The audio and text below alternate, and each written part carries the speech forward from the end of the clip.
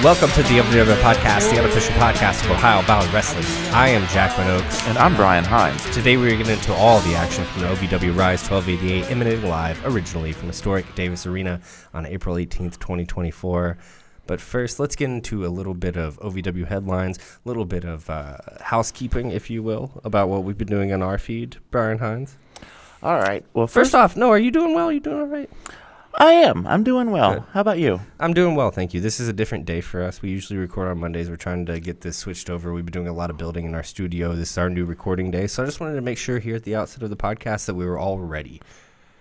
We're ready back here. We're ready you guys or are ready. Not. Okay. Here we come. Perfect. Let's jump into some headlines about our feed and OVW in general. All right. First and foremost, I would like to take a second and thank Jebediah Blackhawk for the time that he spent with us and such a wonderful interview. And I can't stress it enough. I really hope that this is the first of many times he comes back to visit us, because I could sit and listen to him for hours. We didn't get into the weeds, much less dig into the soil. On Jebediah Blackhawk. But apparently we did hit below the belt. Apparently we did hit below the belt. It was something we were warned about. Which was inadvertent. Absolutely. We were warned about it at the beginning, but I think if we were to hit below the belt, it turned out in the best way possible. Those are his words, not ours. Yeah. I just have to say, man, I've said this in the past, like, I wanted to be an interviewer so bad when I was growing up. In that age range where you still have like a little bit of hope about the world. Like I wanted to be an interviewer so bad, and Jebediah Blackhawk made me feel like I was Barbara Walters, man. Like he really, this was such a great interview, really means a lot to me. If you guys haven't heard it yet, please check it out. One of the best interviews that we've done. Not that everyone's not great. Not that every interview that we do here isn't amazing, but there was something really special and palpable, not only in the studio that day with Jeb, but hearing it back. It was really probably my favorite interview that we've done. He's got a very peaceful voice and demeanor as well. It was late last night, and I went to make time to listen to it, and he made me a little sleepy. I'm not going to lie. He's just one of those guys. He's got a very calming, comforting He's soothing, voice. gentlemen. Yes. He's soothing. He's like your grandpa and your cool uncle and your brother and your best friend all at the same time. Like he holds a lot of roles. Jebediah Blackhawk, great interview. Can't wait to have you back. Can't wait to have you back. And I know that there's I won't say too much, but there's some things that me and you talk about outside of this podcast that we really want Jebediah to be a part of. And hopefully, if those things come into fruition, we can work hand in hand with Jebediah a little bit more. I kind of feel like it's a matter of when, if not if, at this point. But time will tell. I don't speculate. I leave that up to Vic. Yeah. Let's move. Before you guys move on too far, let's take a moment and acknowledge where we are here, gentlemen. Let's look over. True. We are, for those of you watching on video, you're right. We are we're not brand new digs. We've recorded every episode in this room. Yes, but the room except for the very first one that was so good we couldn't even release it to you. Oh guys. Yeah, that was just gold. We've just sent that directly to the Smithsonian for preservation. But yeah, we're in this new space. If you've been watching on social media, you'll see that I've been sort of putting up some videos. But what do you think, guys? You feeling it? Feeling the heat in here, that's for sure. It is a little brighter. Hopefully that'll pay dividends on video. It is a lot brighter. Like if I close my eyes, I see bright ring right in front of me. Well, that's always been true. That was left over from the eclipse. I'm sorry to break it to you, but that explains a lot of things. Yeah, I believe you guys have a toast there for it. Or did you guys already toast it? Oh, I toasted it right during the beginning of the thing. Here. Nostrovia, my friend. All right, now. I'll get out of your way and let you guys get through your opening matters. There's nothing like sitting in a tanning bed after you just had a shot of whiskey, let me tell you. So cash flow, we know this guy. He's been around a long time. Great guest. That was a great interview. We're talking about these great interviews with these guys that have been around for a long time. Cash flow. I mean, what a great interview we had with him. His star only seems to be rising, not only inside of OVW, but outside of OVW as well. In fact, I guess you could say that that's Disney, the star going over. Yes, it is. Yeah, never mind. But he's on top of the mountain. He's a Paramount Plus star now. Yes, he is on top of the mountain. He has gotten a recurring role on the Paramount Plus show Tulsa King. And if you don't know this show, which I don't. I've heard nothing but great things about it. But it is Sylvester Stallone is the main character, so he'll be working on screen with Sylvester Stallone, one of the biggest pop culture 80s of action names of all time. Dude, 80s. It doesn't 80s, I mean, 90s. 80s, 90s, 70s. Yeah, all of them. American. All the American, things. period. One of the Okay. biggest American pop culture stars, period. Like the guy that wrote the template for what a pop culture star is, right? For an action Yeah. hero. I mean, he's Sylvester literally Stallone. Rambo. Couple of things there. If I have it correct, Sylvester Stallone chose cash flow after seeing Wrestlers. Yes. Oh, really? Saw him and was like, I want let's that get that guy out here. Yeah. Wow. Tulsa King reminds me, did you ever watch the Netflix series like Lilyhammer? No. Yeah, the spiritual sequel to The Sopranos. Yes, where a mobster kind of relocates to Norway. Little Steven from Yeah. the E Street Band. Oh, wow. Yeah, it's a great show. It's not really those. So, and Tulsa King is sort of the same thing, kind of a mobster out of water story. Yeah, to second what Behind had said, I've never seen it either, but everyone that I know that has seen it is like, this show's great. Well, we're all watching it now. Yeah, we are. Yeah. The streaming numbers in the state of Kentucky will go up huge for Tulsa King, I'm Indeed. sure. But no, seriously, like Cash, just a dude, been doing this a long time. Been Yeah, wrestling for a congratulations. long time. Now he's on Paramount Plus with Sylvester Stallone. You can't beat it, man. Forget about it. Congratulations. Yeah. That's awesome. That's so awesome. Well, yeah, we're really happy for you. And looking forward to everything that you're able to do there in addition to what we know you're capable of at OVW. And like while we're getting back to it, Sylvester Stallone kind of made a little bit of his recognition on working with wrestlers in film. That's true. This is not new to Sylvester No, that makes Stallone. perfect sense. Yeah. You're absolutely right. I want to say that the way that is that Rocky 3 with Hogan? Yes. Yes, as Clubber Malone. I Or wanna something? say- No, Mr. T was Clubber Lang. Clubber Lang. Yeah, and another wrestler. Hulk Hogan was Thunderlips.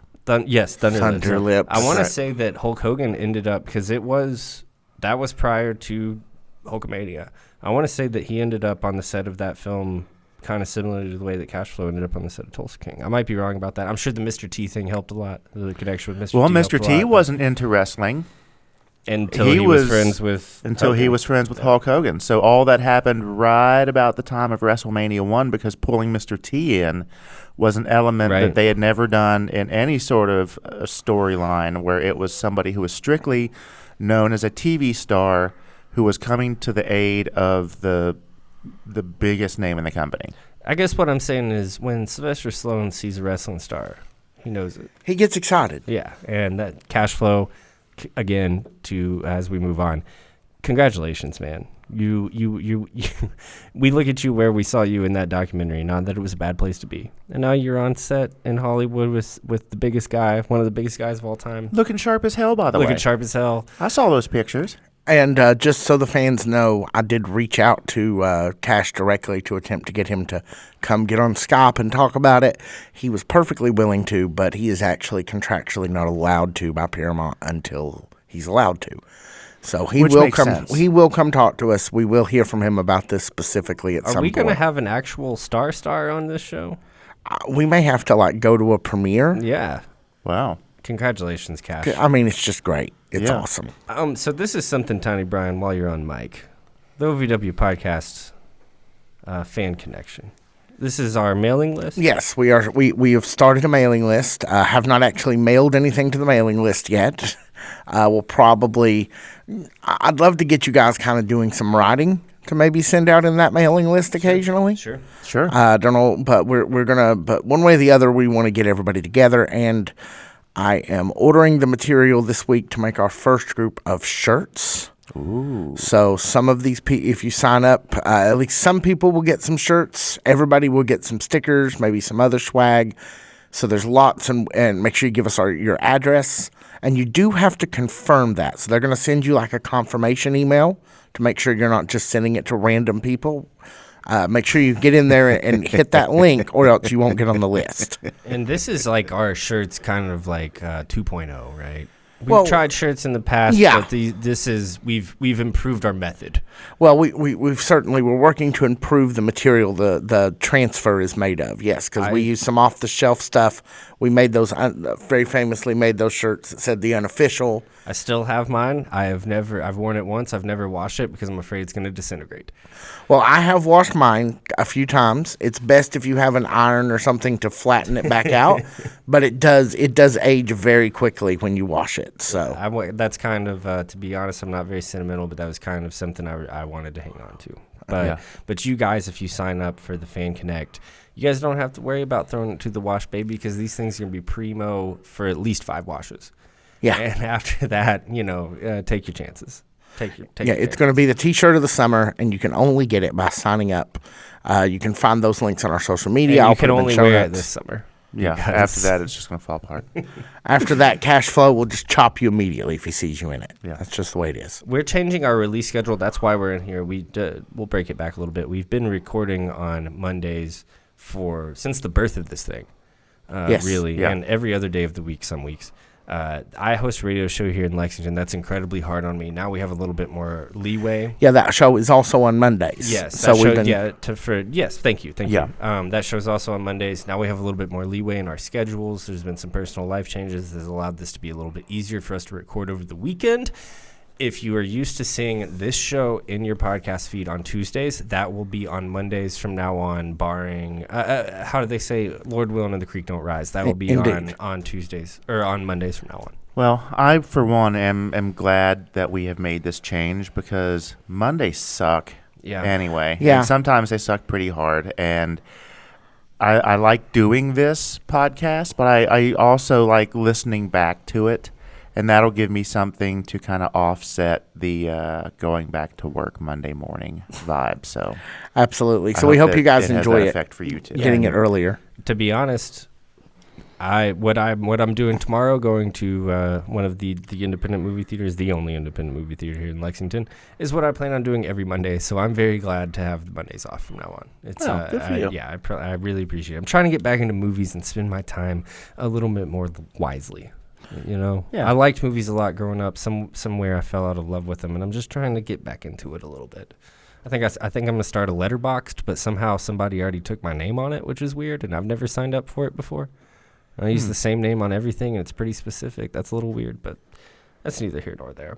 Interesting. So, do we wanna? Producer Time Brian, I often don't turn for you for direction. I know you're the producer, and that's honestly the reason why I don't turn to you for direction. It's fine. I'm used to leading by indirect signals anyway. This next thing in the notes is this the time? Is this what the countdown clock is about? You mean the coverage of Overdrive? No, with Victor? No, I'm talking. That's your favorite release on the thing we do because you love to listen to Victor in the podcast feed, I right? actually marked that off. I see. And I was trying to go on it. They have this little show. Time Brian and Victor have this little show. We cover Overdrive. We're going to do 2 again this week because we were busy making this new studio. What was Victor busy with? Buying that stupid ass leather bag he has? He stays busy. He's a busy man. No, it was about that leather bag. It was. He did take a couple days picking it out. Exactly. He comes in here. He talks about my little bag. You know how long it took me to buy that thing? 7 seconds because I loved it the moment I saw it. He goes and he buys this leather bag. Probably spends upwards of $1,400 on it, and then he comes walking around the office and he's too ashamed to even show it off. He leaves it. He might as well be putting it in his locker. He spent all this money, all this time on this leather bag, and he's too afraid to even show it off. All right, so now he does host this little show. Yes, now that you've once again endangered not only your this podcast, but your gainful employment by targeting. Anyway, you live your life. I will say this. It's got me this far. Hey, don't fight the wooden nickels, pal. It's got me this far. Don't take the hand that feeds, okay? No, seriously, Vic's done me more than one favor. Don't tell him that. Malachi, edit that out. My favorite is that Malachi always waves as though we can all see. We can see him, but he waves it feels like for the audience who can never see. He waves like, eh. But in all seriousness, is this where are we dropping the? Yeah, I think it's time to reveal the secret, gentlemen. I would like to leave this to you. I would like to leave this to you because Yeah, okay. Should I? What do you think? Should I maybe come on camera for this? You want to? I I've don't not think we done ought it to all. say anything. Huh? I don't think we ought to say anything. What, you I think we should that- just let it happen? I think that we should just allude to it. I think if And I we're- think that if the people who listen to us on a regular basis follow closely enough, and I know that some of them do because I've gotten messages about it, I think well, that yeah, we've dropped some hints. I think we should just let things run their course. What do you think, Jackman? let me say this. Mom, I know you listen to this and you're not very good at picking up on hints. Wednesday, 7 p.m. Eastern Time. Clear out your schedule.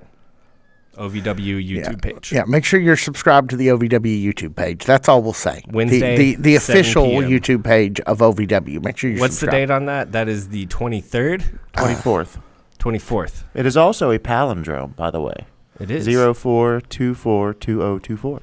Interesting. Also, gentlemen, that particular date, April 24th, is the 1-year anniversary of the day I created the first group chat related to this, which is what I consider our actual production start day. How Can't believe oddly it's been that specific. long. Cannot believe it's been that long. Can't believe that we're on the precipice of Wednesday night at 7 p.m. on the OVW YouTube page. And The we would 24th, promote it, but Wednesday. We're not going to April say what it 24th. is. but we're not. We're going to promote a thing. We're not going to say what it is. But yeah, there's a YouTube page. It belongs to some folks in Louisville that we are really fond of. You should go subscribe and just keep an eye on it. And before we move into the tour update, none of this is possible without the people listening right now. Thank you guys. Thank you so Absolutely. much. You have Yes. you've made this all not only worthwhile. Minds have been blown. Yeah.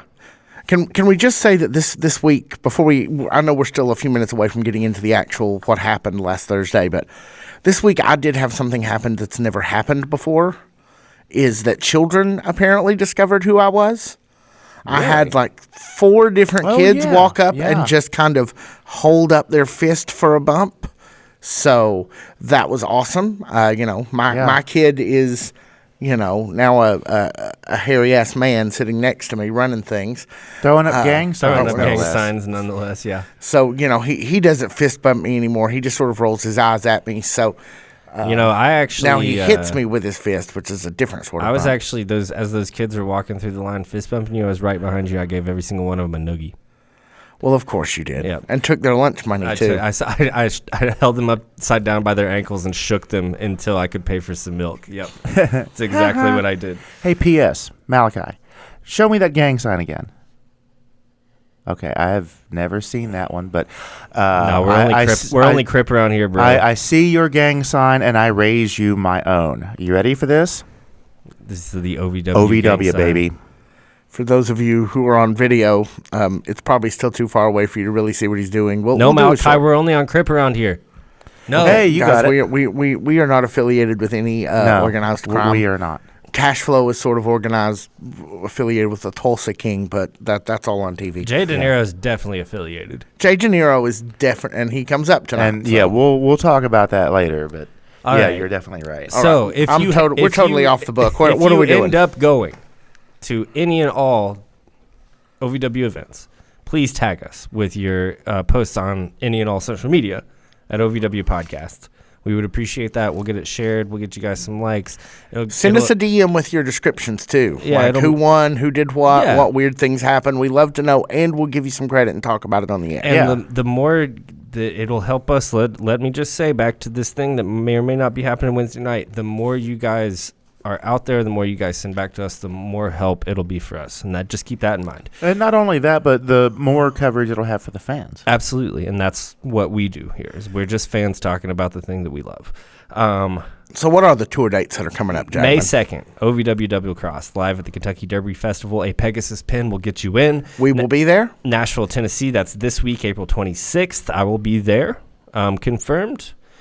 Kentucky Derby Festival Run for the Ropes, that's also in Louisville on April 26th, same day as that Nashville show. Guston, Kentucky, May 25th. Des Plaines, Illinois. Des Plaines, Illinois, May 31st. Longport, Indiana, June 1st. And as far as we know in the calendar for the summer right now, August 31st, OVW pay-per-view at Appalachian Wireless Arena in Pikeville, Kentucky. Those tickets go on sale, I think, this week. One thing I would like to say is I'm on Android. I've been having trouble accessing OVWTix.com. I don't know if that's an Android thing or if that's a site maintenance thing. We talked about that. I had a problem too. I just tried again this past week. Oh, still for Nashville tickets. I ended up being able to get redirected pretty easily off the events page on ovwrestling.com, but you might run into some trouble with OVWTix. That's just OVWTix.com. That's just something that I ran into and wanted to pass that along. Yeah, OVWTix.com. That's important to say. So now that we're through all of the our personal updates, the updates on the podcast, cash flow updates, OVW tour updates, let's get into all of the action from last Thursday right after this. Hey, folks, Tiny Brian with you. And, I think I kind of lost my head earlier. I don't know what I've been talking to you guys about on all these ads recently. But OVW, OVW, that's the other one. Bluegrass Homefront. This set that you're seeing the boys languish or there's a better word that they're hanging out in. This will also be the set for Homefront. This is part of what we've been waiting for to get that going again, is to have a set that we can dress different ways. One of which is for Homefront, but. So yeah, go listen, go check it out. And new episodes, I promise, are coming very soon. BluegrassHomefront.com, wherever you get your podcasts. And now back to the OVW podcast. Welcome back to the OVW podcast, the unofficial podcast of Ohio Valley Wrestling. My name is Jackman Oaks. I'm still Brian Hines. All right, B. Hines. Bout one of the night. It's a hot one. Holly Hood, Haley J, and Angelica Risk. Yeah, boy, they started it off with a bang with this one. Got heated early, talked a lot of smack, a lot of shoving, and from that point on, we were off to the races. Yeah, these two girls are like full of piss and vinegar. Yeah, like just like absolutely just like feisty and spicy, and just like as you see them standing corner to corner from each other, you know you're kind of in for something really intense. And Angelica Risk is been bringing the heat every time you've seen her. We go back and forth on, is she a baby, is she a heel, like what is she, because she goes both ways in the crowd. But we've said it 100 times and it's still true tonight in Davis Arena. Holly Hood, Haley J is a face no matter what she does, who she faces. Yeah. And it pushes Angelica into this kind of more traditional heel role, and Angelica rose to the occasion 10,000%. Yeah, I mean, the chops were heavier, open-handed slaps to the face. Yes, you could hear super echoing physical into the corners of Davis Arena. Super physical, this match between these two girls, and like Holly Hood has kind of made her bread and butter on these more and more physical matches, and I love that. That's the kind of wrestling that I really enjoy, is just two people who just knocking the crap out of each other. Exactly. That's exactly what this was, and I believe the technical term is slobberknocker. I knew that was coming, JR. from Professor Ross of the Black Hat. Yes. Well, and the barbecue sauce. And there were matches on this card that were bull and shoe ugly, but this certainly wasn't one of them. No, this definitely wasn't. And I don't think I've ever seen Angelica Risk turned up like that. No, I mean, neither. One of the first, we got there a little bit late. Mm-hmm. This was the match that was on when we arrived. When both me and you were kind of, as we're waiting to get checked in, me and you were like peeking around the corner because we were like, I want to see this so badly. Yeah, yeah. But security did their due diligence. We were there. We were there late. We hadn't gotten tickets, and we had to make sure we went through all the. Kind of decided to go last minute. It was a very last minute decision for us to go, and I'm glad we did. I have a weird question. Okay. Angelica Risk is pretty famously one spicy quesadilla. Okay.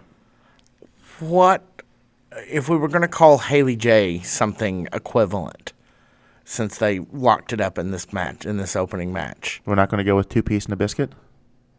I think that's actually like a move combination. It is. 2-piece and a... What do you think, Jackman?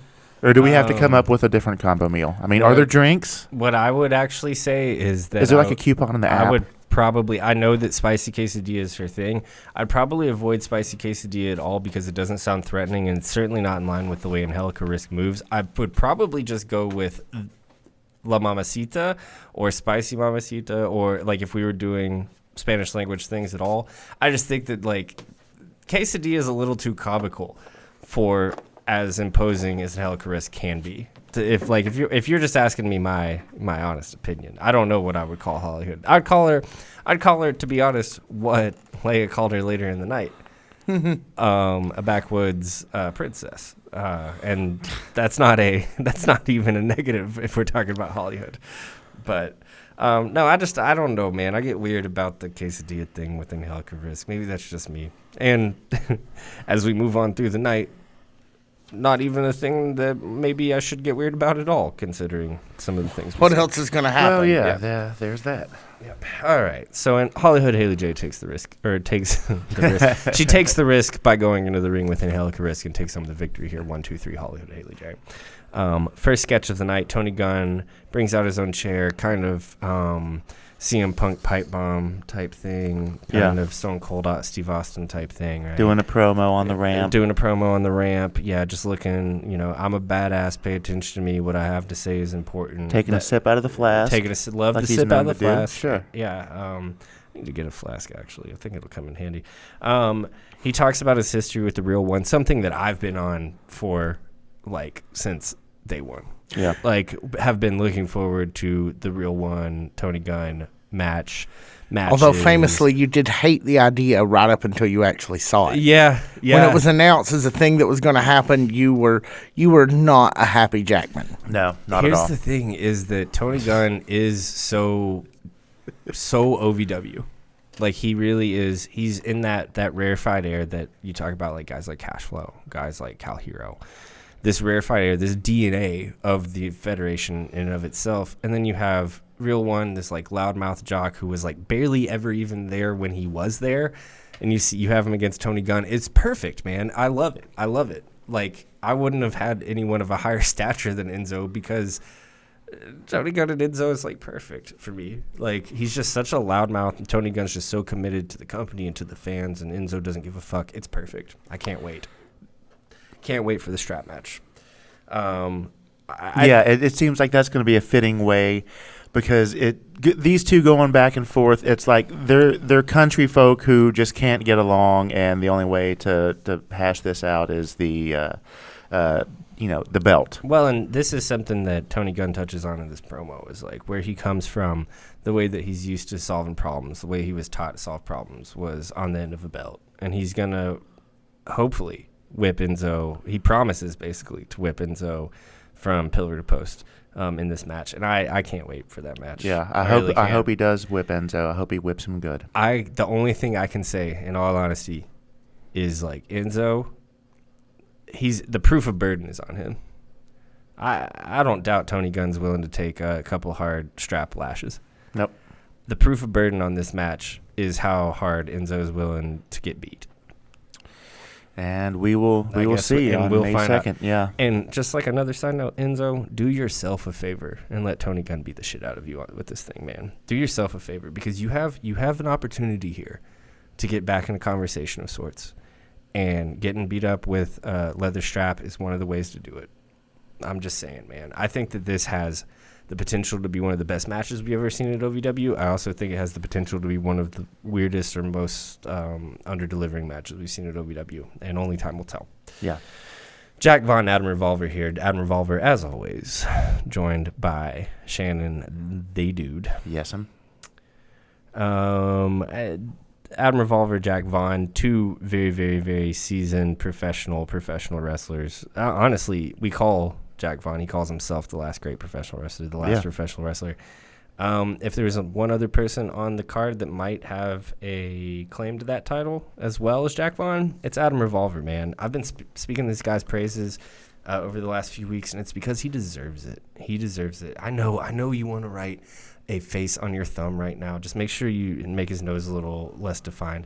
He looked a little more like Shannon than he did Adam Revolver last time you drew the thumb. But Jack Vaughn and Adam Revolver, to me, How about that? Is that better? I like that. Okay. Yeah, I can deal with that. All right, there I wish we were you can see it. documenting every time you drew a face on that thumb, know so we what? could have like an art installation. We can. I'll take a picture of it right now But- while we're in the middle of this. Jack Vaughn and Adam Revolver, to me, is the type of match that I don't need to see every week and I don't need to see an angle out of, which is not what they're doing. But a match that I will never complain about seeing, because these are two of the best, most psychologically sound guys you have going on the entire roster. Adam Revolver ends up taking the victory here after, as you called last week, Yup. Jay De Niro looking good. Not looking like him, Fierce. not like I expect to see him No, on no. air. Not like we've seen him before. If he was, Italian Hitman before, he's got a very like 1970s Cuba. Hey man, you want some man? He's got a little bit of Johnny Depp and Blow going on right now. But like I'm into it. Yeah, I really I like loved it. it. He darkened his beard a little bit, and not in the way that makes him look insecure or weird, but in a way that kind of makes him look badass. Foreboding. Yeah. A lot of guys, his age, when they start darkening the beard, it's about motorcycle It's time. the just for men. Yeah, it's about motorcycle time. Bring me a convertible. Yeah, younger women and motorcycles. But with Jay De Niro, he's just ready to kick ass. You called It's it about last week, stomping it. and I'm so glad that you called this. I'm so glad that you were right. It didn't occur to me before you said something about it, and then there was nothing else I could think of. I cannot wait to see Jay De Niro and Jack Vaughn here. Like, it's going to be sick, man. Once I saw Jack Vaughn staring daggers at De Niro, I had desperately hoped that this is the next thing that we were going to see when we caught Jack Vaughn in the ring with Yep. anybody, and I am so glad that I was right about that because, like you said, this is going to be a barn burner between the two. And I think also, too, with these two guys, I think you got slow burn all the way. I think you can have Jay De Niro just continue to interfere in the matches the way that he's done on behalf of Tony Evans, Yeah. even though he's no longer saddled with Tony Evans, it seems. At least today. At least today. Though you can have him And not dressed continue- for Tony Evans either. That seems to That's also very signal. important. Very important that he's changed the way he presents himself. But like, I think that you can get 4 or 5 weeks, 6 weeks of just interferences Yeah. before you see them touch a hand on each other. And Yeah. like, Really turn up the heat. yeah, I think that. Oh man, I am really excited I'm about here this. for that, man. Yeah. And also like that, if they were to go that direction, that series of matches that's Jay De Niro interfering is just allowing Jack Vaughn to wrestle all these different kinds of people. And like Yeah. Jack Vaughn's in a place where he's not near the title picture right now. Jack Vaughn's in a place where he's not without anything to do, but for the first time that we've seen him in a long time, he's not wrapped up in the title. Let him go wrestle all of these other people that aren't near a title. Let Jay De Niro build his heat with interferences, and then like let's have a match in 2 pay-per-view cycles from now. Yeah. I think Yeah. we could do it, and I think that these two guys, I think that they are smart enough to keep the thing going, even though we might not ever see them touch each other. Yeah, well, I mean, so I love your idea, but it feels like the shortest distance between 2 points here is that they're going to have a match on the 2nd. Does Vaughn already have a match?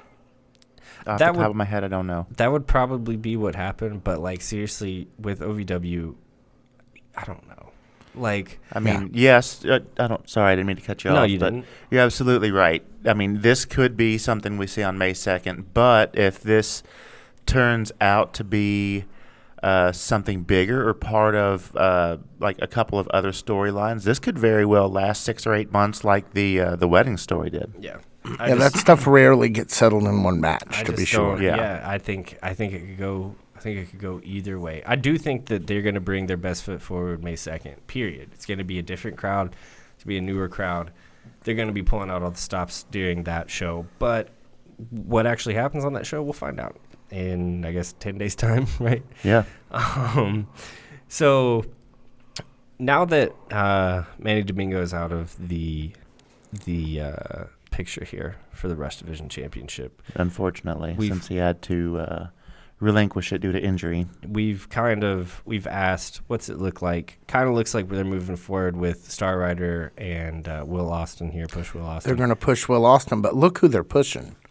That's kind of what I wanted to say is like, this seems like they gave Will Austin the keys to this promo a little bit, and he took it in like A direction. it seems like David Lynch wrote this promo or something. Like, it's weird. He talks about pulling the wings off of flies. Yeah, I thought that was kind of odd. It was. I didn't hate it. I actually kind of liked Will talking to Ari, and Ari just being like weirded out by Will. Like, I think that's like really funny. Yeah. That seems like a very true to life situation yes, to find yes, yourself yes. in. If I you're believe- talking to a coworker and they start talking about pulling the wings off of flies, and you're just like, Yes. I'm going to go see what's over here now. And I thought Ari was like the perfect foil for Will kind of jumping off of the deep end here. But And Ari could be heard on the broadcast. Astute viewers will note that she says, "How do I keep ending up with guys like this?" But, we thought that was as weird as the night was going to get. Oh goodness, we are not even on the No. we're not even on the weird boat yet. We're just on the weird dock. Yeah. Things are getting weirder. Let's There's a couple things. I kind of want to move slowly through this, but we'll move quickly as well. We'll move at an even pace. As we tend to do sometimes. Is that what that Adam Sandler song's called? A medium pace, right? That's about something else entirely. Yeah, but we'll move at a medium pace during this. Okay, we'll edge our way towards the end. Yeah, we're gonna move super slowly, and you might watch me Easy. edge my way through this. PG-13. I got it. All right. So, can I ask before we get into this?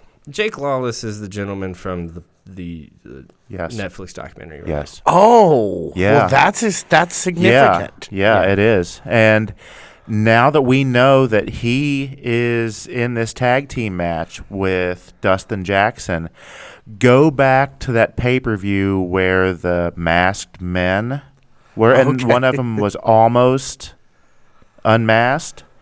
That was the person that Victor's wife, Kathy, identified. Yeah, we have no idea if those masked men ever come up again. If they ever do. Because, my God, they have disappeared. Well, and after tonight, Up and vanish like a fart in the wind, after folks. tonight, I have less confidence that we're going to see them again, based solely on this segment that we're about to talk about. Yeah. To be honest with you, but I did want to say that is the gentleman who we saw. Had the issues in Harlan. Yes, thank you. And I wanted to say,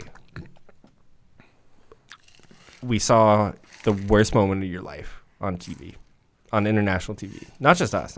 We weren't the only 4 people who watched that. A lot of people watched that. You're back, and you look great, and congratulations. Yes, congratulations. We're all very proud of you. Like, seriously. For getting 45 seconds to wrestle with 2 other guys. No, 3 other guys. but the fact you're under more scrutiny than ever, man. And you were able to piece it back together, and you were able to get back to the place that you kind of had an unceremonious exit from. And, like, I, as someone that deals with shit all the fucking time, every single day of my life, every single moment of my life, I want to take a moment to say, like, that's fucking sick. That's fucking awesome. And congratulations. That's PG-13. Come on. Congratulations are R-rated. Sure. Jake Lawless, thank you, man. Thank you, and congratulations. Coming out here with Dustin Jackson back on the scene, similar to Mr. Lawless. When we saw this live, the other team didn't even get a. They were already in the entrance. ring, yeah. Yeah, they were. And that's the team of Justice Davis. Justice Davis, yeah, Jack Jameson here, and Oh, yeah, I wrote that wrong. we were You did. we were Shame. we were near Mr. Joe and a lot of the OVW trainees, and one of their big jobs is they replace the ring, they build the ring, they do upkeep, they take tickets. You see these OVW guys working so hard all the time. They're paying dues. Who's the young woman that seated us as well? Huh? The young woman That was Montana's. Yes. Yeah, I can never remember. I'm so bad with names, Montana, but she seated us. She's new at the OVW Academy. She was a part of this conversation. And Joe Cooley walks over, and all I hear him say is, "It's gonna get ugly quick." So I knew something was gonna happen. Yeah, we had gotten seated in the very back corner. I was seated all the way up in the very, very last row, and I actually love that spot, and I think that's going to be where I want to sit from now on. But all of these OVW trainees, there were probably 5 or 6 of them in front of us. And I didn't hear that part of the conversation because you sat a little bit closer than I did. But whenever Mr. Joe comes over and there's about 5 or so people standing at the ready. People listen. Oh, when he yeah. talks. Yeah, most definitely. But when he talks, you listen, and everybody was there ready, but we did not know for what purpose. Mm-hmm. And then it turned out we weren't ready. So, a couple minutes into the match, Beaches and Cream, as they have been doing, kind of just causing a ruckus, right? Come in, interrupt the match, threaten the referee, lay waste to the two teams, go on a diatribe a little bit that I guess we'll just mention as it broadcast, or at least as close to as it broadcast as I can recall off the top of my head here. They go grab Linda Kay. And Josh Ashcraft's at commentary as well. They go grab Linda Kay. First hour. Brian has not appeared yet. Yes, yeah. It kind of seems like Kinnison is the second hour guy now. And they say something to the effect to Linda Kay of, you talk so much, you're on commentary, you talk in and out. Get over here and get on your knees and let me show you. Yeah, perform a thing that we won't directly talk about. No. I'm gonna say it because they said it. I'm gonna say it because it went out. Get on your knees and let me show you what that mouth can do, and we'll show you what that mouth can do. That's what they said. There's at 7:30 at night. While Brian The gasp that came out of Davis Arena was nothing but pure shock. Yeah. It was. People always say, "Oh, I miss the Attitude Era." There's a reason. Yeah, this was a very kind of difficult thing to watch. And everyone in the crowd knew it. Yeah. And everyone in the crowd reacted to it, and not in the way that you react to. This is a program that's growing. This is a program that's trying to find a new audience.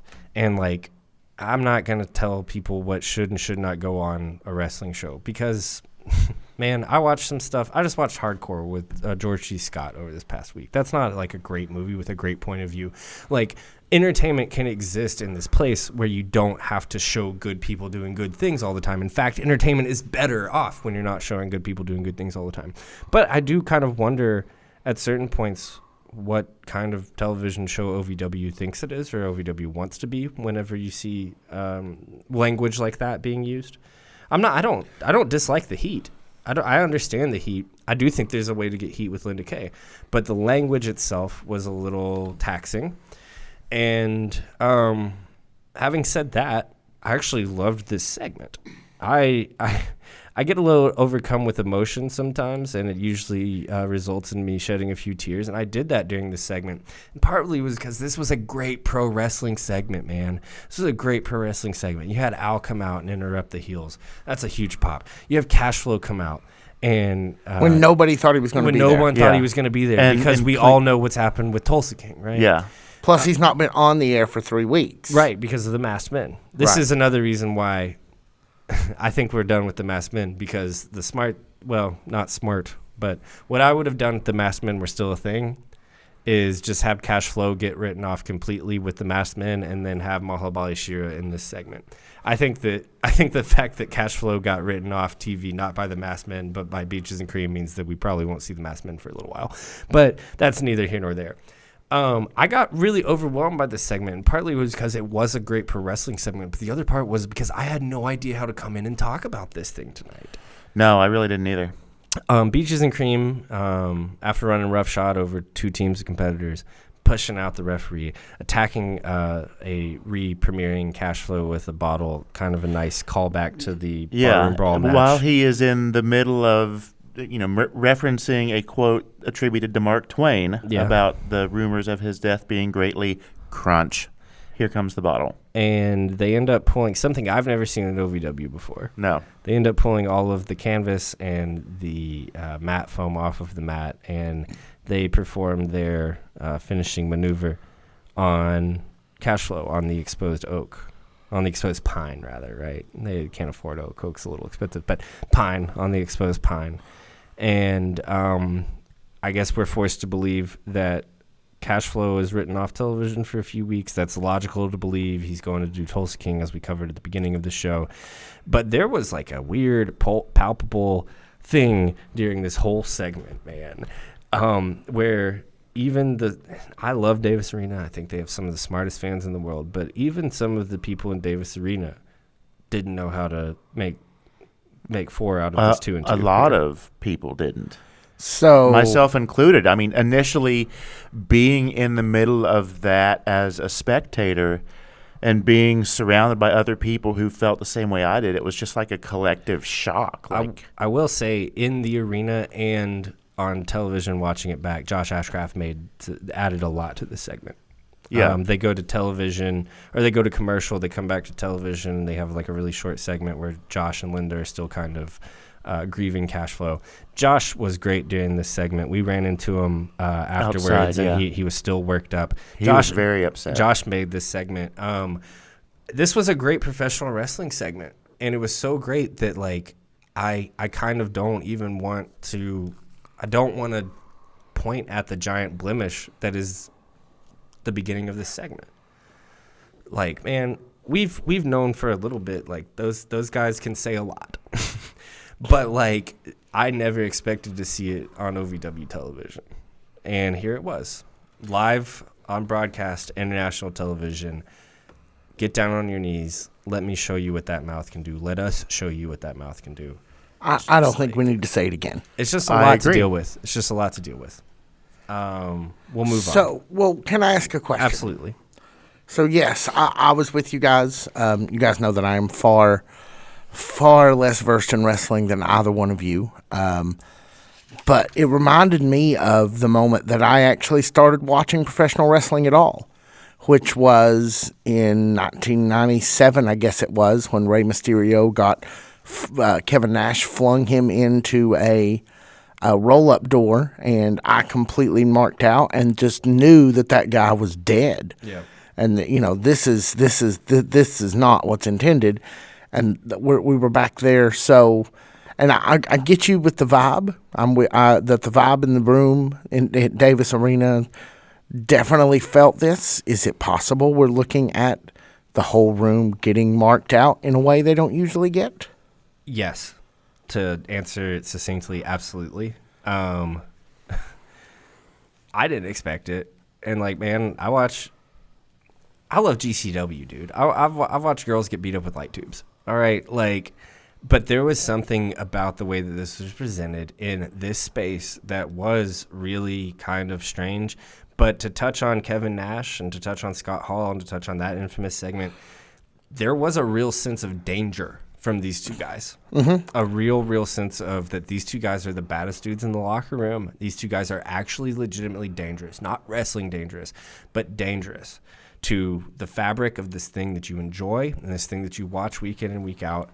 I wonder, though, if that danger, that element of danger, is building toward the overall mission statement of Ohio Wrestling. You're saying Beaches and Cream feel dangerous like the early OVW? Beaches and Cream feel dangerous against OVW. The early NWO, yes. Yeah. In a way, they feel dangerous in a way that's very, very hard to replicate and very, very hard to show in wrestling nowadays. And it's because they did something that was nobody had on their bingo card, to borrow that really, really, really lame turn of phrase. Yeah. Okay, now I feel like I've said everything that I wanted to say, so we can move on. All right. If you guys seem to already have done it. So. No, it just, I mean, bro, what more can we say without really, what more can we say without beating a dead horse? Yeah. Non-title match, our one main event after we've reconstructed the ring. Shout out, we were all impressed by this, by the way. Yeah, we sat. One final thing, we were all impressed by the ring crew's ability to rebuild that ring. Yeah, there were 15. Yeah, there were all the students, and the locker room basically emptied. There were 15 people all restrapping that thing. It was great. Yeah, all the King's horses and all the King's men came out quickly and put the ring back together again, and it was a a sight to behold. And it was for a match between the country boy media champion, Cal Hero, and Orion getting his rematch from last week. You were right to point out that Orion deserved another match against Cal Hero. Damn right and it was. Not even maybe a rematch, but a legit title shot against Yeah. Cal Hero. The best that he's going to get is this rematch here. It has a different outcome. Doesn't play out in Orion's favor this week, unfortunately. No, it doesn't. And ordinarily, I don't, excuse me, have a lot of positive things to say about Carson Drake on the weekly show, or at least I haven't here in the last little bit because of story advancements and what have you. But I have to say that I really enjoyed him on commentary this week with Linda Yeah. Kay. Anytime anybody slips in an airplane reference, you got me. Well, and that Among the other things. that all black for Carson Drake looks really, really good on him, I will say. The best he's looked since he got that stupid haircut. And also, like, there's a moment in here where he kind of gets tangled up in the action, and his sell of getting, like, flung out of the ring is, like, I sat back and rewatched it.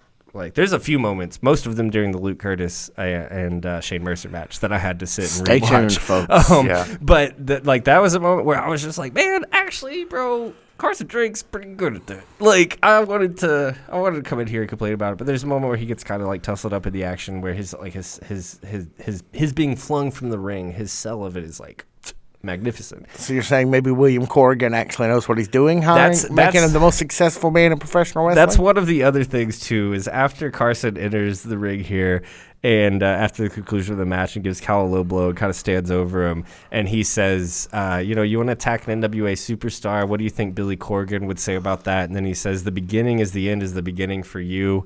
And that's a Smashing Pumpkins song, and I loved that. Like, I thought that was really good. Carson's grown on me a little bit. Still punchable, not nearly as punchable as Orion, but Orion is much better looking. Well, yeah, there's that. Gosh, that guy, how do you get that lucky? You look like that. You look like Bradley Cooper. I'm over here trying to get free haircuts, trading them for donuts over here. You look like people wake up every day and look like Orion. What I want to know is, I'd have to go back and watch again, but after Carson Drake comes out, did he take his shoe off or did it fall off? Oh, no, he took it off. That is so Austin Powers. Like, who throws a shoe, honestly? He hit Cal Hero with the shoe. He sure did. Yeah, but it looks like May 2nd, Carson Drake and Cal Hero done a really good job of building an amount of heat in this small amount of space that they've had. So what do you think is going to happen? You think Carson Drake's going to take that title from Cal Hero? No, I don't either. I don't either. You know why? Because he's an NWA superstar and he doesn't need that. No, because of nepotism. Bout 1, bout 6, match 1, hour 2, right? Bout 6. Match 1, hour 2. Someday Cal Hero's going to come back here, and I'm going to make sure that I have 3 cameras recording whatever happens between the two of you when I get the two of you together. Make sure again. you record the 15 minutes that I talked to him beforehand where I'm just like, no, I actually still love you, bro, but what am I supposed to talk about every week? Please don't beat me up. Cal Hero is legitimately still like one of my favorite guys on the roster. I'm not going to lie about that. Malachi, cut that. I don't want him to hear that. Freya the Slayer versus Tiffany Nieves. Yeah, this is kind of a build to the Four Corners tag team match. Gaga. For the Double Cross pay-per-view. Some Lady Gaga, because it's all... God, I knew somebody was going to bring that up. That didn't even occur to me. I'm just glad it wasn't me. One of the best concerts I've ever seen. No joke. Oh, wow. Yeah, it was awesome, man. Lady Gaga was awesome. Best concert I ever saw was Prince, but that's a story for another time. Lady Gaga's good. It's not Prince, though. I'm not going to lie. Nobody's Prince, to be fair. Nobody. I kind of, as you mentioned, we didn't even get the match off the ground here. No. It falls into complete disarray. We have a nice little promo battle after Freya calls out Sophia Rose and Hollywood Haley J. So Layla uses we're hitting PG-13 here, so she uses GD, and Yes. Hollywood comes back with the most perfect line back, which is I I know you're not using my Lort's name in vain, which I loved. Yeah, why are you bringing him in? Yeah, why are you bringing my Lort into this? Yeah, like I loved that. I thought that was a great line. But this just like dissolves right into these three girls, this group of 3-on-3 beating each other up. But before that happens, yes. I saw something, and you guys are the wrestling. There's a reason why you guys sit on that side of the camera, and I sit over here in Hector. Referee for this match, Jake Cloy, correct, takes the microphone to tell them to leave. He literally takes the PA mic, and I have never seen a ref do that before. That's interesting. I missed that. I think he just. What I really want to happen in OVW is all of the refs to have kind of characters. Yeah, that'd be a little Earl Hefner action. I think that Jake's perfect character would just be like, oh, I need the microphone to get established here, and then they still They still run over him. Which is what happens here in this sketch. That we break apart here. Himma's beating up Sophia Rose. Freya's beating up Tiffany. Hollyhood's beating up Layla. And Ellie goes out and gets a chair. The one thing that Freya, she calls out two friends, but there's 4 Bad Girls Club members. Ellie dressed as this like G.I. Jane type thing, like kind of dressed like a commando, and then brings out the chair from underneath the. She immediately slips under the rope, like with this face roll that says, "Oh, I don't give a fuck." She picks up this chair. She gets this wild look at her eye, and she starts laying waste to Freya, Hollyhood, and Sophia Rose here. They end up taking DDTs on the chair. Just like great. We've been asking all these questions about the Bad Girls Club and if they like each other and whose side are they on and da da da da da da blah blah blah blah blah blah blah. They look like more of a cohesive force here now than they have in several weeks. We're right ahead of Double Crossed. Nobody knows what's going to happen. The only person here that's in the match that's not present is Lady Bird, and Lady Bird's honestly kind of an X factor. Last time we saw her, we did nothing but sing her praises. 2 big moonsaults. Yeah. Like Lady Bird's. That was her big match. Yeah. Lady Bird's gonna end up bringing a lot of juice to this match when we finally see this 4 corners tag match at Double Crossed. Looking forward to that one. But just another week of heat building between in this angle. Oh yeah. They did all end up going the Bad Girls that we may not know who likes who, but we definitely know who they don't like. Yep. And delivered each one of them took a ride to the chair that Ellie brought in turn. It was kind of interesting too to see when they split into the corners who took who on also. Like because that almost always has significance. Yes, just a little bit of something we should pay attention to. Even though it was just a heat building kind of segment here, still getting us closer and closer to Double Crossed. I actually really liked this Dysfunction promo. What did you think about it? Yeah, I did too. I went back and watched it, and we don't see them often enough, in my opinion. But I like what they've got going on enough to want to see more, much in the way I have with other people that I have grown attached to. You know, case in point, ZDP. Could see that. Super Z. Definitely a easy comparison. Yeah. There. So I liked what the 2 members of Dysfunction had going on previous to this. Now, I had heard that they had added a 3rd member to their faction at a non-televised show. I want to say it was before Squared Circle Expo. We covered it on the show. Yeah, I can't remember exactly where it was. So I knew that was coming. But what I didn't see coming was Adam Revolver, and he was hilarious. Him turning on the light here, like literally shedding the light on Dysfunction. Dysfunction, for me, up until this point, has always just been a little serious. And I really like this promo. You know, we see it; they're cutting it in black and white. Yeah, and they're in a room, and then Adam Revolver flips the lights on, and in one moment, it takes this kind of, for me, a little self-serious group, a little kind of aimless, directionless group, and lets me know these guys are kind of dum-dums. Like, and I like dum-dums. Like, I really like wrestling, like idiots in wrestling who don't realize that they're idiots. Like, the thing that I liked about Adam Revolver coming in was their initial reaction.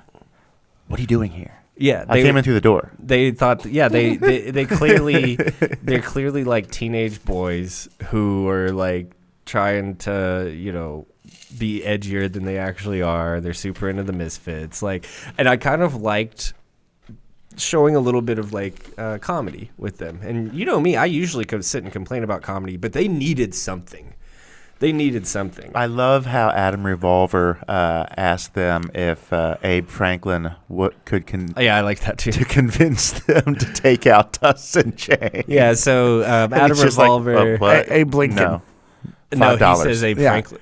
Oh, did he say? Yeah. I thought he said Abe Lincoln in the moment. I thought Brian just messed up. No, he said Abe Franklin. That's adorable. Well, it eventually ended up being Benjamin Franklin, but Wait, maybe he did say Abe Lincoln. He said something funny. Adam Revolver. he offered them $5 to take out Tusks and Chains, and they looked at him like he was a bonehead, and then he coughed up $100 each is what I was under the impression of. Okay. And then the other half upon completion. And then, so that kind of sets up the Dysfunction and Tuss and Chains match that we'll see later in the night. As soon as Adam Revolver leaves, I do think it's worth noting that Tuss and Dysfunction flips the lights back off to finish their promo. And finishes the promo in the they were cutting. the creepy vibe that they were already in the middle of. Yeah, I kind of liked it. We've got another sketch coming back from commercial here between Zachary D. Pittman and the Bad Girls Club. Yeah, right after that, Zachary D. Pittman is taking pictures of the Bad Girls Club, and he says that he will send them an invoice, and they kind of give him attitude like that's not going to happen. But before any of the billing problems could be resolved between the two parties, the discussion was interrupted by none other than a face who is familiar to ZDP, but not necessarily Zachary D. Pittman, and that is the Nephilim, Simone Salavino. Someone we had been waiting to kind of get back in the orbit of the newly minted Zachary D. Pittman. I'm glad to see him re-enter this conversation now, and I think doing it in this way in terms of writing and approach is absolutely brilliant. I think week 3 was the perfect week to bring the Nephilim back. Well, 3 is the magic number. We need to have a little editorial talk about Super Z and all this now. Okay. Because it is very clear that OVW does not know who Super Z is. Yes. Everybody's asking. So obviously, Super Z is making them follow superhero rules. Okay. So if you're in universe and you haven't been told the secret, you don't know. So here in our are you sure this doesn't belong on Overdrive? Look, this happened during Rise. We got to talk about it during Rise. So here in our unofficial capacity as journalists, we will discuss. Journalists. Brian adds. Unofficially speaking, we've done some journalistic things. Oh over the past yeah. week. I'm just making light of things. We are going to. We can know here that ZDP is Zachary D. Pittman and Super Z. They're all one person. We know that here. But in kayfabe. But should we find ourselves in any more official capacities in other venues, perhaps? Then maybe we would need to conform. Maybe we would then be affected by the superhero rules that are being invoked. Is all I'm saying. Sure. Understood. But for here, we can talk about it. But Super Z and ZDP are the same person, is what you're saying. That's what I'm saying here. OVW people, even they'll hear it, they won't be able to remember it because it's superhero rules. Yeah. Well, once he does the thing, it's like the Men in Black. It's got some sort of mystical power to it. Yes, but not for the Nephilim. Not for the Nephilim. And I think that that's really important to note, and we will note it as soon as we get done talking about this match between Tuss and Chains and Dysfunction. Oh, yeah. Oh, good Lord. I think that really what this match is about, first off, kind of reestablishing Dysfunction is like, maybe these guys are goopers, maybe they're not, right? Yeah. They looked great. They did. And they've got this new cat, JPJ. Yeah. This is about finding somebody for Donovan Cecil. Yeah. And JPJ is that dude. Like, have we seen him before? Was he at the Rumble? I feel like he was, but I'm probably wrong. If we have, it is probably only once, and it was before he joined. Definitely before you joined yeah. the function. Yeah, and that was only within the last month or so. We had a no decision after Espinoza involved himself, but this match went back and forth for a little bit. Was a more standard match until Espinoza got involved in it. But Espinoza's interference gave us that great visual of JPJ and Donovan Cecil. Yeah, and at the end of this match, Donovan Cecil went off. Mm-hmm. I mean, for real. And he had big trunk energy like I've never seen him bring before. Did you just come up with that one? Yeah, I did. I liked it. I like it. You're welcome. I like it. There you go. I think that what we're going to have, and I think this is a great place for both teams, is a feud between the Dysfunction and Tuss and Chains here. But really what this feud is drawn toward is seeing JPJ and Donovan Cecil in a singles. What's JPJ's first name? John Paul Jones. He was the drummer. No. He was the drummer in Led Zeppelin. That was the bass player in Led Zeppelin. Oh shit. The drummer in Led Zeppelin was John Bonham. Get it right. I'm sorry. I take that shit serious. I'm sorry. I have my own personal reasons. You're a percussionist. I am. I understand. Yeah. I understand. I'm really sorry. The Led Zeppelin estate. It's something Parker Jr., and I want to make sure that I remember his first name and start using it proper, because if I don't in my head, I'm automatically going to default to him as Ray Parker Jr., who sang Ghostbusters. Right. And also sings one of my favorite Christmas songs, too. It's basically Ghostbusters, except for at Christmas time. Yeah, I know that song. I got a... Let me hear those jingle bells. Ba, ba, ba, Yeah. ba. Oh, it's Santa. Yeah, all the songs that he made from that area that weren't Ghostbusters were, hey, why don't you come over and we'll talk a little bit? And yeah. He's actually got a really, really, really extensive guitar playing catalog. That's Really? where he made majority of his money was he was just around studios for long enough that eventually... so he was a studio musician. Yeah, eventually they just were like, hey, and then Ghostbusters... he just was at like the right place, right time to write Ghostbusters. Wow. Yeah, he's actually got a really interesting career if you're into like late 70s, early 80s, what people would call maybe sometimes incorrectly yacht rock. But Yacht rock makes me feel good. That's a different podcast for a different day. It Actually, is. they have a podcast for that. Yacht and Yacht with JD Riznar listed that. That's a free plug. Not to be confused with yeet rock, which is something entirely different. That's new. And we'll dig into that on an episode of... Other things. I was going to say Bluegrass Homefront. That's not what you guys do either. No. We could, but let's move along. No, I think that I want to hear Vic do a review of a future album on that podcast. I mean, no, you don't. Not Because really. I know how much he would hate it. All right, so we had kind of Dude, the ice. You gotta get away from the microphone or your ice a little bit, please. I had the custard eggs last week, so I can't complain. See. You had mentioned this next match here a little earlier between the Nephilim and Super Z. We mentioned that here for the purposes of this podcast, we know we're pretty comfortable with saying ZDP, Zachary D. Pittman, and Super Z are the same person.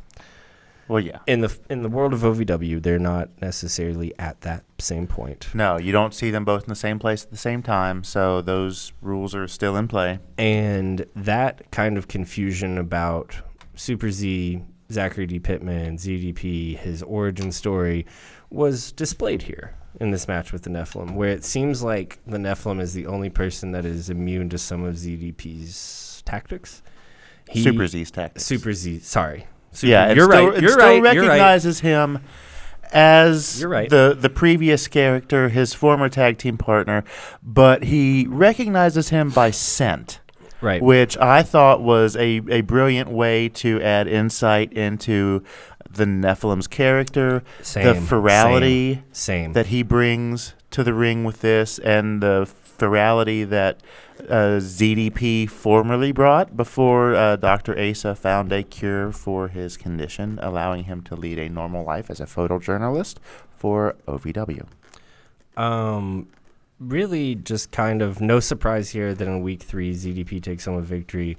I really like how they're stacking these ZDP matches to be a little more, inform you a little more of his character every single week. Yeah. And we were all wondering when we would see the Nephilim, and we were all wondering how the Nephilim would play into this Super Z thing. And man, for the first time out, perfect. Let me ask you this.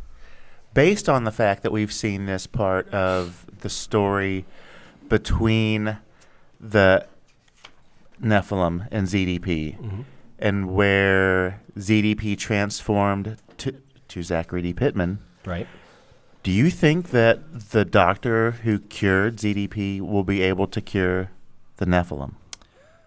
And if so, do you think that being, if that were the case, it's an if-then statement. If that were the case, do you think that they will be a crime-fighting tag team?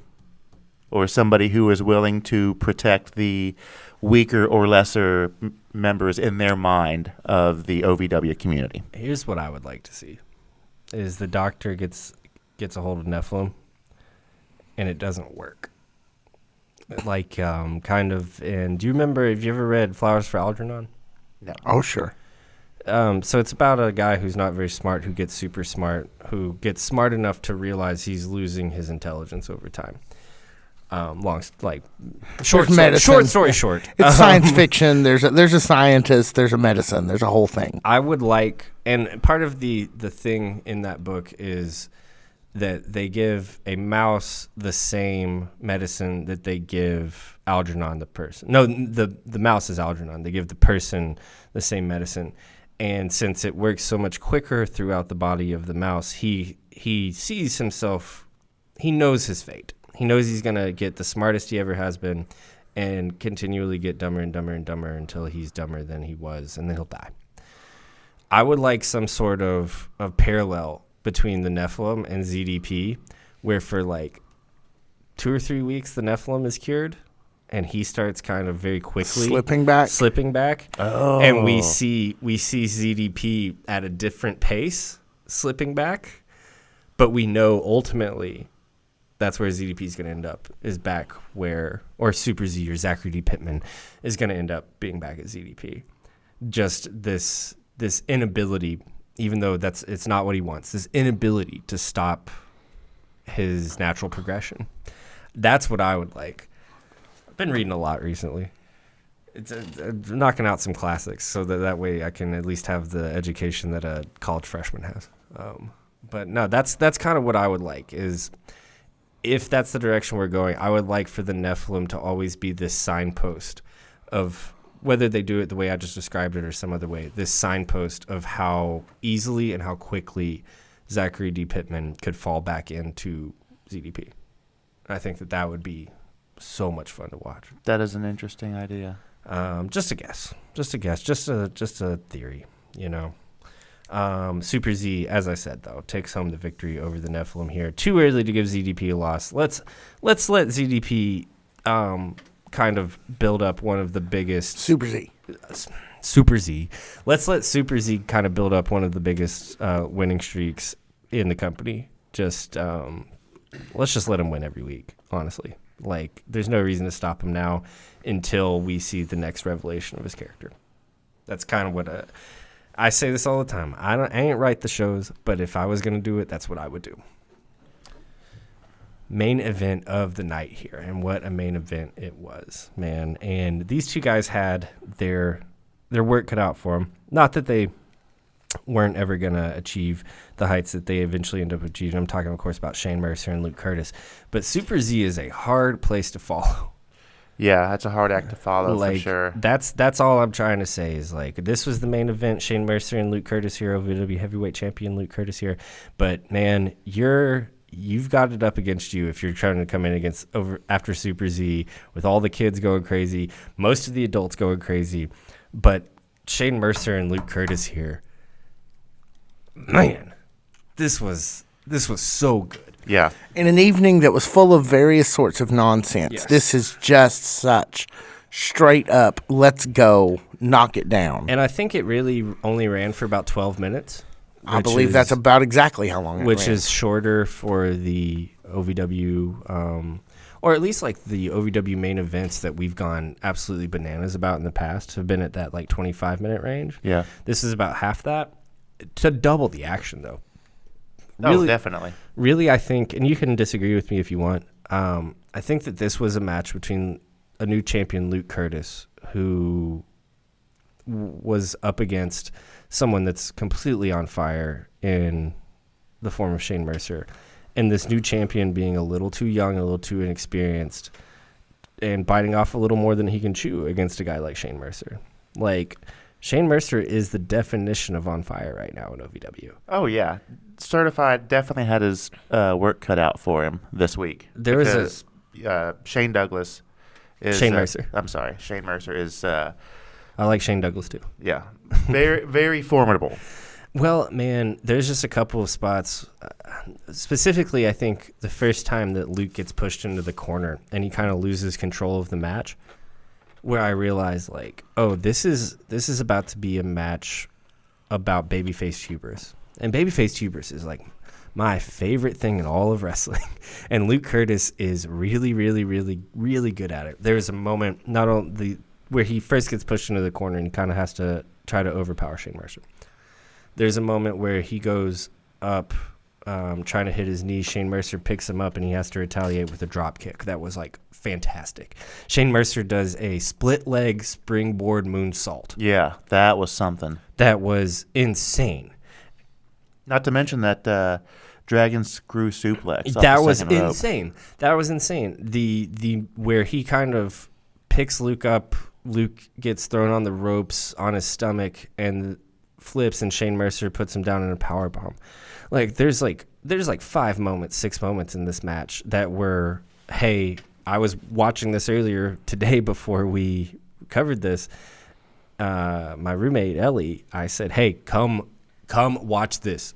Rewind. We watched that kind of slam into the ropes and then into the powerbomb. We watched it like 6 times on repeat because there was just some stuff in this match that was unbelievable. Yeah, and stuff I'd never seen before. Not only was the athleticism of the match was on fire, the storytelling of the match, the psychology of the match was on fire. I really loved Luke here in one of his first few weeks as champion, really telling the story that he had bitten off a little more than he could chew and trying to find the victory any way that he could. Perfect main event, great main event. A new champion, a champion everyone's behind, versus a guy that is as on fire, maybe the hottest guy in the company, Shane Mercer, right? Just perfect. And I thought here, if you're going to serve up a Shane Mercer loss, and it was about time, he hasn't had one in a few weeks, it's got to be against the champion Luke Curtis here. Yeah. I loved this match, man. I loved this match. Every match he's had since he took the belt, Luke has been amazing. And they've all been different stories, and they've all been congruent, and they've all been building his character, but none of them have been the same match. And Luke's a guy right now who's really, really, really getting this thing. And he's in a perfect spot to be doing what he's doing. And he's a great champion, dude. He's a great champion. I thought him and Shane Mercer, the only thing I can complain about is the 12-minute time limit. Yeah, this match could have gone for 20, 30 minutes and still be as entertaining as the 12 minutes that we did get. There's something to say that it didn't have to, though. There's something to say that this was a pay-per-view quality match in a 12-minute TV segment. Yeah. Like, these guys absolutely rocked it. Luke Curtis's certified championship run here we're a month in, and there's not anything about it that hasn't been great, other than I still would go back and change where he won. I still would go back and have him win at the pay-per-view with a double pin. Yeah, that would have been pretty great. The only thing I would change about Luke Curtis's run so far is the moment when it happened. Other than that, the matches have been primo. And hopefully, we'll be sitting down. Maybe we can chat with Luke Curtis, OVW heavyweight champion, in the upcoming days. I don't know. It depends. Are we certified? I have my certification in my wallet. We've been certified a couple of times, but this is champion. I don't know if we're getting certification this time around. Yeah, we don't know if we have championship certification, just regular certification. I have forklift certification, so I've got us covered there. I used to have that. I need to get recertified. So what I want to know is, where did I miss the Iron Demon getting split open? I didn't. What catch exactly it, happened? I didn't catch it on TV, but yeah, that is a really good thing to point out. He was bleeding. It looked like a stuffed pig. It looked like above the eye. Like Abdullah the Butcher took a fork to his forehead. It looked like above the eye somewhere, and maybe in the scalp somewhere. It's so hard to tell when those guys are sweating the way that they are, where the blood's actually I coming didn't from. see anything that made me think, oh God, yeah, he's probably going to be leaving some blood on the mat or anything. But well, and also. What is it? Maria told us it's 5 minutes in Kentucky, or Ellie told us. One of the two told us it's 5 minutes of bleeding in Kentucky. Maybe it's a good thing they only had 12 minutes in this match, because by the point he got busted open, it was about 5 minutes. Yeah. So, but I mean, honestly, I'm not gonna say it needed it, because that's not the way OVW tells stories. Is blood and guts and all that stuff. It added a lot to it. It added a lot just seeing that little bit of red on Shane Mercer. Really looking forward to the rest of Luke Curtis's title reign here, man. I think that we're only getting started. I did have a little bit of anxiety at the beginning of the Luke Curtis title reign that we're going to be flip-flopping it all around, but it really looks like with the 3 matches that we've seen, the few weeks that we've seen, and this match especially, it looks like we should get used to a Luke Curtis title run, a certified title run. I'm comfortable with that. Me too. Before we send it away here, you want me to send it away or I can send it away? It doesn't matter. You want to do paper, rock, scissors? Sure. Before that, I would like to say thank you guys so much for everything. Thank you guys so much for letting us do this podcast. We wouldn't be able to do it without you guys, the listeners, and any little bit that you guys have enjoyed this. Thank you. Any little bit that you guys have thought about us through your day-to-day routine or your weekly routine, we really appreciate that. And we hope sincerely that this is just the beginning of things. Please look out for us on other platforms in this upcoming week and over the next few weeks. And I'll quote Bobby Bear's song. He says, there wouldn't be no Kentucky if you didn't stick through it. There wouldn't be no OVW podcast if you guys didn't stick through it. So thank you guys so much. Seriously. Yeah, seriously. We appreciate it. The fact that anybody thinks about us at all is just flabbergasting to me. So thank you so much. Sincerely, we appreciate all the positivity and all the support. You want to get our Daniel Spencer on? All right, let's do this. We do, just to clarify, shoot, right? Yeah, paper, rock, scissors, shoot. All right, ready? Paper, rock, scissors, shoot. Paper, rock, scissors, shoot. All right. The OVW podcast, the 10th Carney Award-nominated unofficial podcast of Ohio Valley Wrestling, is produced by Blacklight Moon Productions and Nut House Studios in Lexington, Kentucky. The OVW podcast broadcast team is me, Jack Minogues, and Daddy, Brian Hines. Our studio engineer and editor is Malachi P.S. Woodard. Executive producer is Tiny Brian K. Woodard. Senior producer for The Blimp is Victor Anderson. After watching Wrestlers on Netflix, visit ovwpodcast.com/podcasters to find all of our episodes of our unofficial Wrestlers After Show. Be sure to subscribe wherever you get your podcast, rate us 5 stars, and give us a review. It seriously helps. And you can follow us at OVW Podcast on Instagram, Facebook, X, TikTok, Threads.